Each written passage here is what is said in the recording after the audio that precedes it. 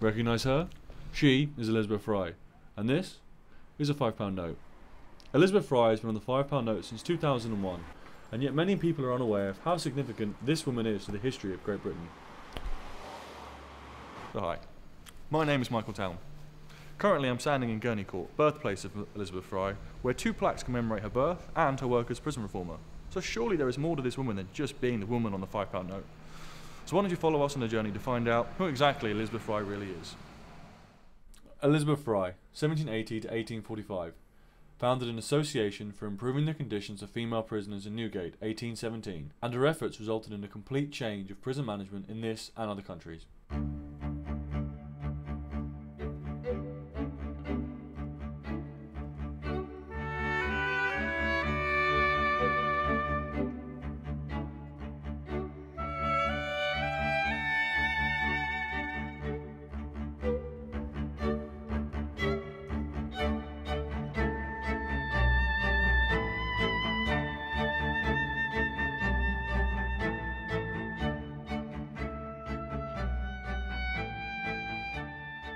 So here we are outside the Norfolk Record Office in Norwich, which is home to millions of documents ranging from letters to parish records and even to pictures, and providing us with a perfect opportunity to get to know Elizabeth Fry just that little bit better. So let's take a look inside.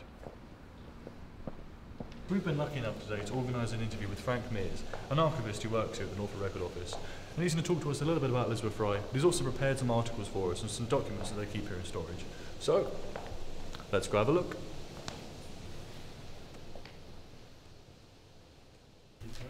Hi Frank, thank you for agreeing to meet with us today to talk about Elizabeth Fry. Nice to meet you. Very appreciated. Nice to meet you. Yes, thank you very much. So you've got a collection of documents here from the Record Office about Elizabeth Fry. Could you just tell us a little bit about Elizabeth Fry? What kind of work does she do? So Elizabeth Fry was born in Norwich as Elizabeth Gurney. She was one of a Gurney family in Norwich. Born in Magdalen Street. When she was about 6, the family moved out to Earlham Hall at the university. So that's where she grew up. We know that she was primarily a prison reformer, but was that the most important aspect of her life, or?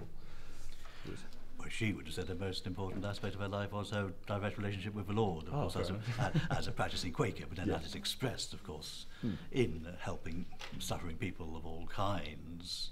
At least as important as a prison reformer, not so well known, is her work in the anti-slavery movement, I think in the 1820s. Oh, okay. Oh.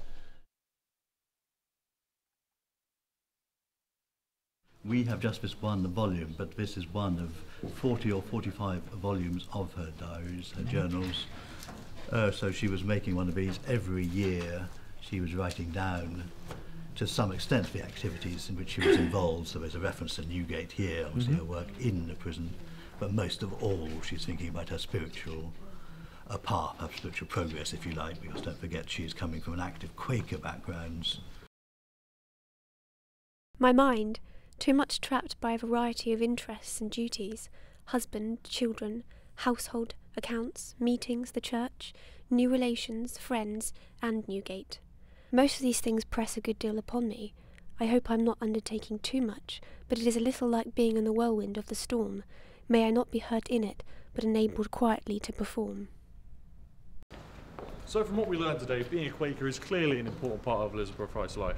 So let's go back to the Quaker meeting house and meet a current prison reformer and talk about what her faith means to her. Off we go. This building is the Quaker meeting house in Norwich, one of the many places that commemorates Elizabeth Fry across the country. It was in a building such as this one that she first heard the words of American Quaker William Savory. He said, "Take your life and do good with it." This simple advice sparked the flame that put Elizabeth Fry on the path to become one of the most important philanthropists in Norfolk history.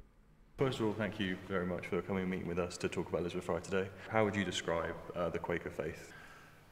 I think if you ask any Quaker, you'll get a different answer. Okay. It's very personal, very experiential. We have no set dogma, no set doctrines, very set, very established testimonies, the 4 steps. They are simplicity, truth, equality and peace. I've heard about Elizabeth Fry's high teas, which drew in various members of the high society at the time.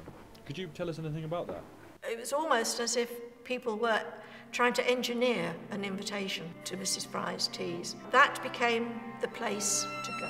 She went into Newgate and seen the awful conditions that women prisoners were being held in. The straw bedding was not being changed. They were giving birth to children. They had no way of clothing these children. When their own clothing wore out, they had no way of replacing it. And she could see for herself how bad things were. Bless her, she made such an instant rapport with these women.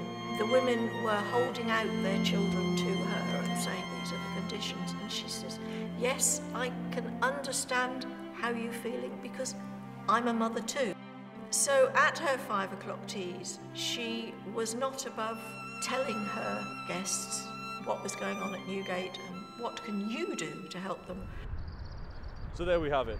Elizabeth Fry was a woman of many talents and throughout her life succeeded at many great things. From her work in prison reform, both home and abroad, she changed the life of thousands, and to this day her work and her legacy are revered by many. But what we learned today is only a small part of the history of this great woman from Norwich. So if you'd like to learn more, visit your local library, or for a more personal, hands-on approach, visit the Norfolk Records Office and get a bit more of a personal insight into her life. But for now, if you're going to take anything from Elizabeth Fry, do as she did. Take your life and do good with it.